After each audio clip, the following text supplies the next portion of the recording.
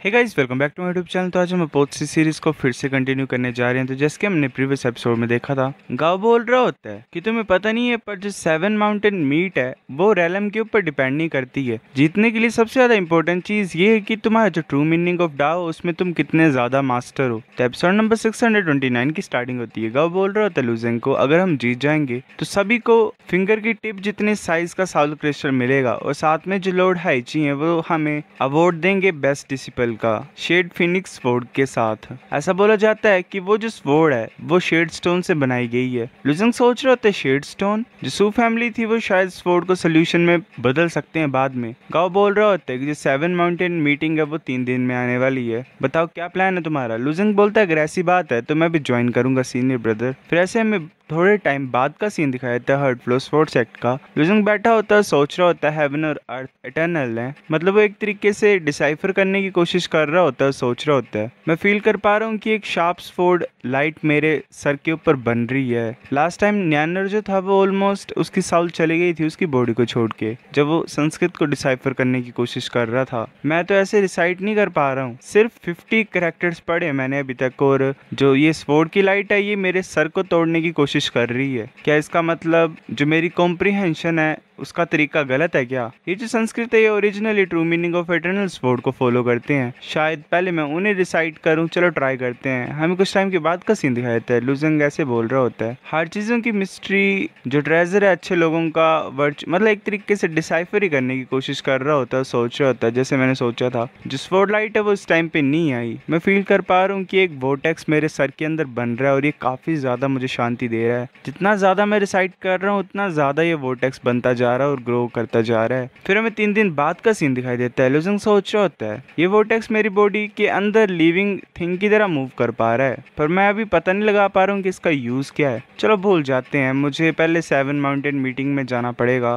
फिर वो ऐसे फ्लाइंग बोर्ड से चले होते हैं। गाँव बोल रहा होता है ये बुरी बात है कि जूनियर ब्रदर मो अभी भी ट्रेनिंग कर रहे हैं और वो ज्वाइन नहीं कर सकते हैं, पर तुम्हारी हेल्प से हमारा सेक्ट पक्का ही जीतेगा। लुजंग बोल रहा होता है कि मैं समझता हूँ, मैं अपना बेस्ट करूंगा। गाँव सोच रहा होता है कि कैसे जो उसके सीनियर से वो बात कर रहे होते हैं। एक बोल रहा होता है गाओ तुम्हारी जो फाइटिंग स्पिरिट है वो स्ट्रॉन्ग लग रही है इस साल। दूसरा बोल रहा होता है ऐसा लग रहा है वो बच्चा मोइज यानी है यहाँ पे, क्या उसे डर है लड़ने से? अगर वो नहीं आएगा तो हर्ट फ्लो स्पोर्ट्स एक्ट हार जाएगा। मतलब वो उसके सीनियर नहीं होते हैं पर एक्चुअल में दूसरी बोट में बैठे हुए लोग होते हैं। वो हंस रहे होते हैं। गाओ बोलते हैं कि ये लोग स्लोटर स्पोर्ट्स एक्ट के हैं। लुजंग बोल रहा होता है सीनियर ब्रदर गाओ ये हमारे सेक्ट के खिलाफ इतने ज्यादा दुश्मनी क्यों रख रहे हैं? ये भी तो टाई माउंटेन का पार्ट है। गाओ बोल रहा होता है कि जो टाई माउंटेन है वो मेन पीक है पैलेस की, और ये जो तीनों स्पोर्ट्स सेक्ट हैं ये अलग अलग लड़ते हैं। हमारा जो सेक्ट है वो हमेशा कमजोर ही रहा है। ये तब तक हुआ जब तक मोइज यान नहीं आया और उसने हमारी थोड़ी सी इज्जत रख ली। हम ऑलमोस्ट पहुंच गए हैं। जो जगह हमारे सामने है वो है वास्टनेस माउंटेन। लुजंग पूछ रहा होता है कि सीनियर ब्रदर गाओ क्या ये हमेशा इतने ज्यादा रिवॉर्ड्स देते हैं क्या 7 माउंटेन मीटिंग में? गाओ बोल रहा होता है कि नहीं, आजकल ही कर रहे हैं ऐसा क्योंकि टाइम नहीं बचा हुआ है ज्यादा।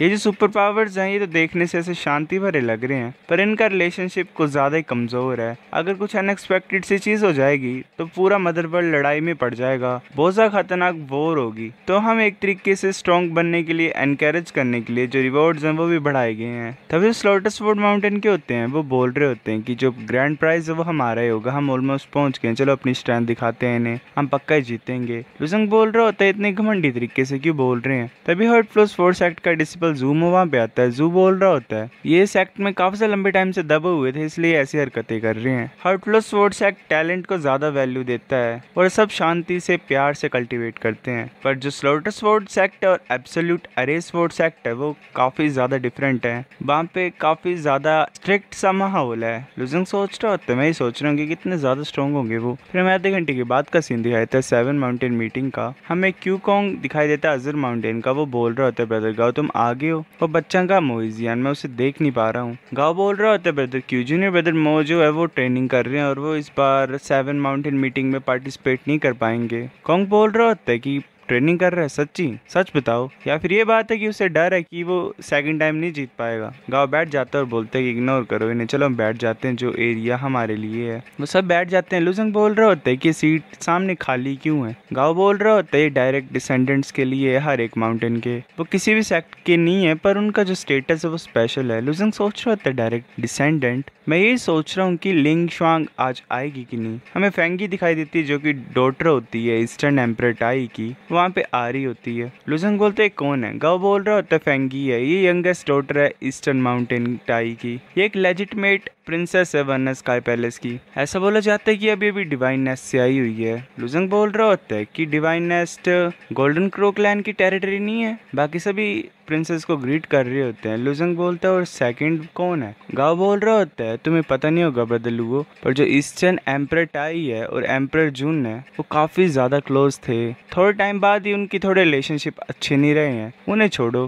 तुम्हें पता होगा कि डायरेक्ट डिसेंडेंट जो हमारे पैलेस के, उनमें 2 लड़कियां जो काफी ज्यादा सुंदर हैं, वो ट्विन ब्यूटीज है हमारे पैलेस की। उनमें से एक फेंगी है और दूसरी का नाम लिंग शुआंग है टाई माउंटेन की। वो काफी ज्यादा ऑपोजिट है फेंगी के, वो काफी ज्यादा खुश रहती है और उसकी जो पर्सनैलिटी है वो काफी ज्यादा अच्छी है, वो काफी अडोरेबल है। लुजंग बोलता है कि वो यहाँ पे आगे चुप हो जाओ। फेंगी बिल्कुल सामने से निकलती है, लिंग शुआंग भी वहाँ पे आ जाती है। गाओ बोल रहा होता है कि वाओ लिंग शुआंग आ गई है, मैं जाके उससे मिलता हूँ। गाओ ऐसे आवाज लगाता है लिंग शुआंग को। लिंग शुआंग लुजंग के पास आके बोल रही होती है मुझे पता तुम पार्टिसिपेट करोगे 7 माउंटेन मीटिंग में। लुजंग बोल रहा होता है मैं सिर्फ ये सोच रहा था कि तुम आओगे कि नहीं। गाओ बोलता है तुम एक दूसरे को जानते हो? शुआंग बोलती है वेल क्या ये अजीब बात है? गाओ बोलते नहीं अजीब जरा भी नहीं है। वो जो लड़का होता है जिसने लुजंग के साथ फाइट की होती है वो काफी ज्यादा गुस्से से देख रहा होता है। वो वहाँ पे आ जाता है और बोलता है लिंग शुआंग मैंने पास्ट कुछ दिनों में तुम्हें कुछ ज्यादा मिस किया था। शुआंग सीधे सीधे बोल देते शुक्रिया पर नहीं। वो लड़का बोल रहा है तुम द्वारा तुम्हारा जो कल्टिवेशन लेवल है, तुम्हारी इतनी हिम्मत कि तुम पार्टिसिपेट करने के लिए यहाँ पे आए हो, ये अच्छी बात होगी अगर तुम यहाँ से दफा हो जाओ। लुजंग बोलता है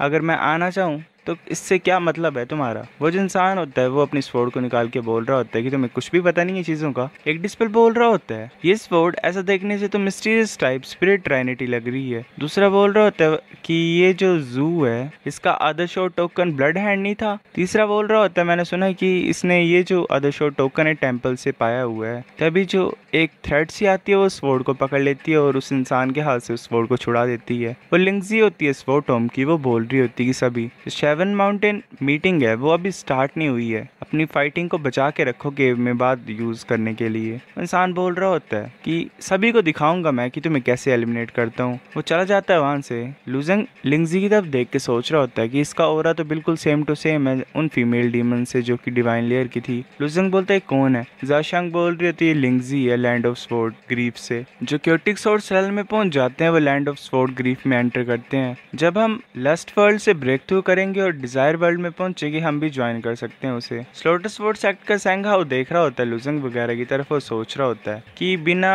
मोइजियान के हर्ट फ्लो स्वॉर्ड सेक्ट तो कमजोरों से भरा हुआ है। लास्ट टाइम वो इसीलिए ज्यादा चढ़ रहे थे क्योंकि उनके पास मोइजियान था, पर इस टाइम ये सबसे पहले एलिमिनेट हो जाएंगे। लिंगजी बोल रही है 30 साल की रिवॉर्ड तुम्हें ऑलरेडी पता है कि कितना अच्छा सामान दिया जा रहा है और जैसा होता है कि खाने के बाद 7 माउंटेन मीटिंग ऑफिशियली स्टार्ट हो जाएगी। हमें 1 घंटे के बाद का सीन दिखाई देता है। जो कंपटीशन अरेना होता है वो हमें दिखाई देता है जो कि एक माउंटेन टाइप होता है और आसपास छोटे छोटे प्लेटफॉर्म्स होते हैं। लिंगजी बोल रही होती सभी अपने अपने रिस्पेक्टिव सेक्ट्स और फोर्सेस की तरफ जाओ और जो ये पत्थर है उनके पास खड़े हो जाओ। जो सभी लोग होते हैं वो एक एक करके जो स्टोन्स होते हैं उनके पास चल जाते हैं और चढ़ जाते हैं। गाओ बोल रहा होता है कि तुम्हें एटलीस्ट 100 डिवाइन मैगेटन की पावर चाहिए स्टोन को उठाने के लिए। लुजंग बोलते हैं कि हमें इसके ऊपर खड़े होके उठाना है ये। सो गाइस ये एपिसोड इतना था। मुझे पता थोड़ा सा छोटा है क्योंकि चैप्टर 1 ही आया था। अब अगर नेक्स्ट आता है तो मैं कंटिन्यू करता हूँ उसे, और जो डीमन किंग सीरीज है उसके एपिसोड भी आएंगे फर्दर तो मैं एक्सप्लेन कर दूंगा। तब तक मैं कोई दूसरी सीरीज को